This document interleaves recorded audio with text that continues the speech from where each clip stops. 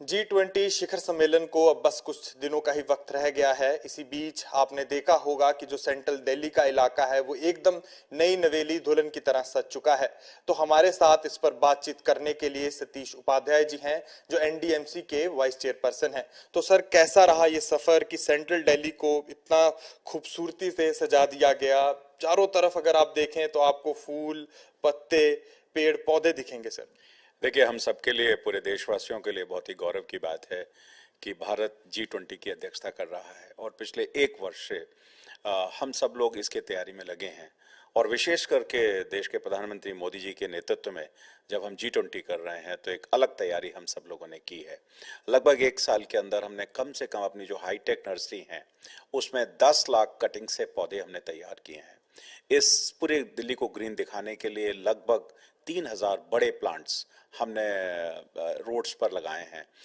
32 roads ऐसी हैं जिन roads को हमने पूरा का पूरा ग्रीन कवर दिया है। लगभग 43 लाख सैपलिंग्स जिनको हमने अलग अलग सेंटर वर्ज पर, साइड बम्प्स पर, इन सब को हमने अलग अलग लगाया है। तो हम G20 की तैयारी पिछले लगभग एक वर्ष से कर रहे हैं और इसके सेंसिटाइजेशन के प्रोग्राम भी हमने अपने स्कूल्स में, RWS में, MTS में सब जगह किए हैं। तो आप देखेंगे कि धौला कुआं से लेकर के आप राष्ट्रपति भवन की तरफ आएंगे, आप पूरे जो 32 लोकेशंस हैं उन सभी लोकेशंस को हमने ग्रीन कवर दिया है। तो सर, ये जो सफर था इसमें कैसे तैयार किए गए सर जो प्लांट्स थे? देखिए, उसमें प्लांट्स एक तो हमने हमारी हाईटेक नर्सरी में, जैसा मैंने बताया कि लगभग 10 लाख के आसपास कटिंग से हमने प्लांट तैयार किए हैं। 1 लाख के आसपास हमने जो गमले हैं, जहां कंक्रीट है, जहां हमको लगता है कि वहां हमको पॉटेड प्लांट्स लगाने की ज़रूरत है, वो हमने तैयार किए हैं। फिर 43 लैक्स के आसपास सैपलिंग्स हैं, जो छोटे पौधे हैं, जो श्रब्स जिनको बोलते हैं, वो हमने साइड बम्प्स पर, सेंट्रल वर्ज पर और जहां पर ग्रीन लैंड नहीं था उसको हमने ग्रीन तैयार किया है।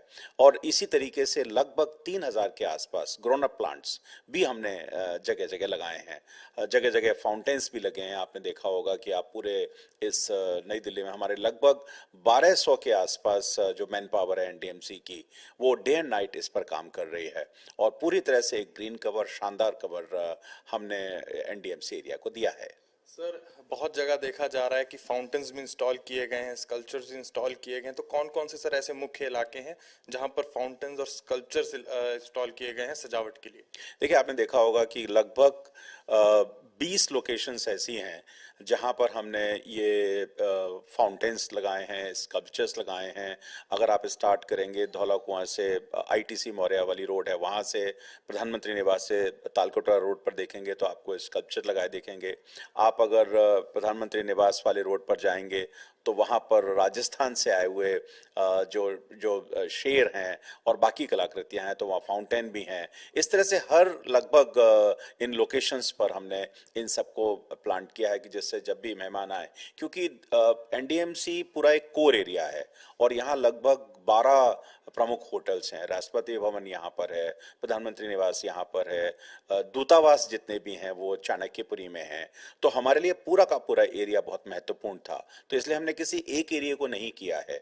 हम चाणक्यपुरी से जाइए तो वहाँ भी आप देखेंगे, अशोका रोड पर जाइए तो वहाँ भी आप देखेंगे, प्रधानमंत्री निवास के पास जाएंगे तो वहाँ भी आप देखेंगे, अगर आप साउथ एवेन्यू, नॉर्थ एवेन्यू जाएंगे तो वहाँ पर भी आप देखेंगे।